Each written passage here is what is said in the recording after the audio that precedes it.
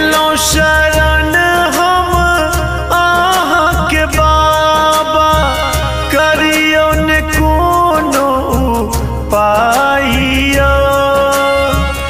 Yellow शरण हम आहाँ के बाबा, करियो ने कोनो उपाइयो।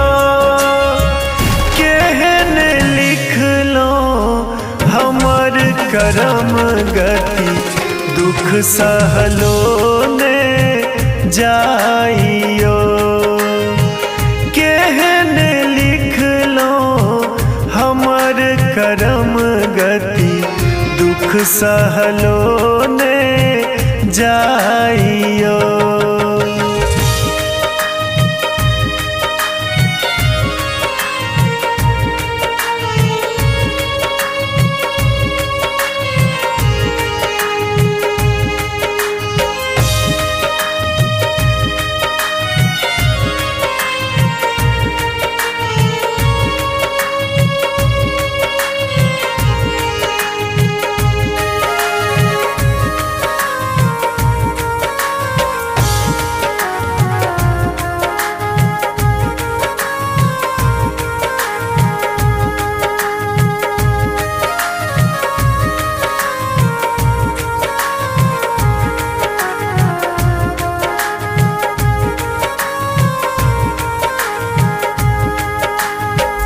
सब दिन धाम आहाँ के एलो, पौती भार सजाइयो। सब दिन धाम आहाँ के एलो, पौती भार सजाइयो। खाली पैरे कष्ट सहित कान्ह का मोर उठाइयो।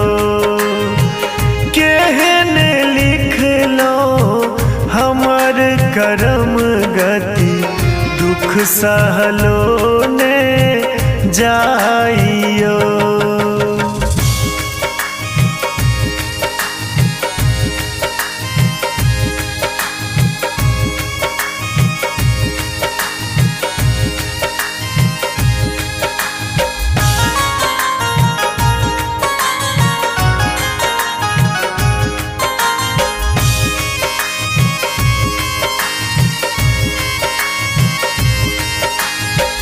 जिंदगी आप अन्हारे लागे, किछु ने हमरा सुझाइयो।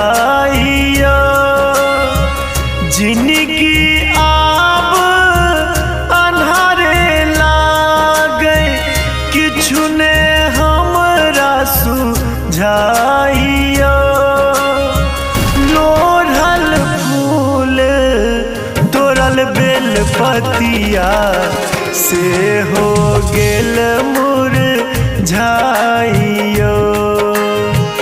केहने लिख लो हमर करम गति, दुख सहलो ने जाइयो।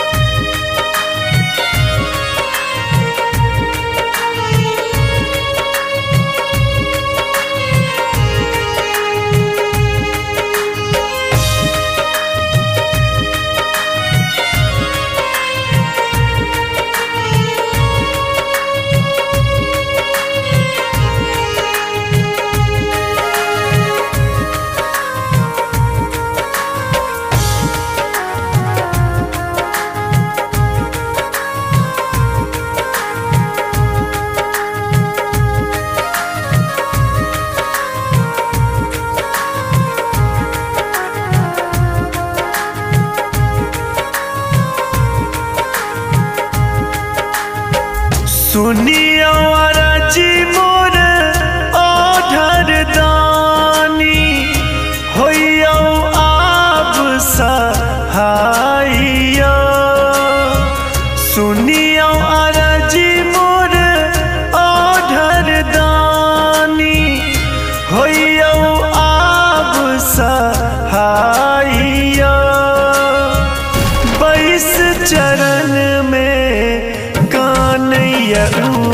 रहल नैना नोर बहाइयो।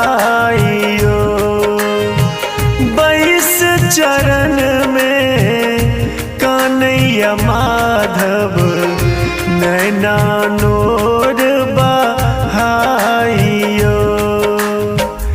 एलो शरण हम आहाँ के बाबा, करियो ने कोनो उपाइयो। एलो शरण हम आहाँ के बाबा, करियो ने कोनो उपाइयो। केहने लिखलो हमर करम गति, दुख सहलो ने जाइयो। केहने लिखलो हमर करम गति, दुख सहलो ने जा